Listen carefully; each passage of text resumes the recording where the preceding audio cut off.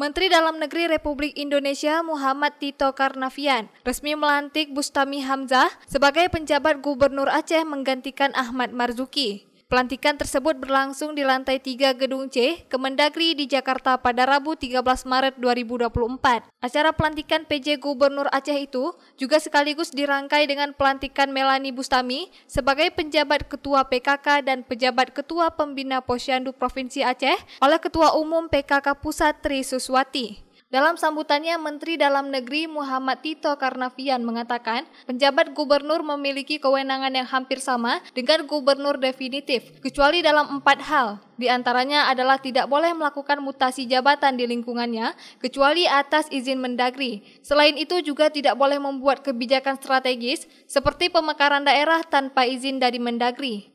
Tito berharap amanah yang diberikan kepada Bustami dapat dijalankan dengan sebaik-baiknya untuk kemajuan Aceh, karena menurutnya masih banyak PR yang harus diselesaikan di Aceh. Ia juga berharap penyelenggaraan PON di Aceh bukan hanya sekedar pelaksanaan program, namun juga harus membawa kehormatan bagi Aceh karena mampu menggelar event pesta rakyat yang baik. Bagus sekalian. Pertama-tama tentu kita dalam tiada intinya banyak bersyukur kepada Allah Subhanahu wa Ta'ala yang Maha Kuasa. Provinsi yang sangat penting di Indonesia yaitu Provinsi Aceh. Tapi adalah amanah dari undang-undang yang mengamanatkan untuk dilaksanakannya pilkada serentak seluruh Indonesia. Masa jabatan gubernur dan bupati wali kota serta semenjak adanya pilkada tahun 1999 kita mulai reformasi itu tidak ada. Akibatnya terjadilah RPJMN, rencana pembangunan jangka menengah 5 tahunan di tingkat nasional.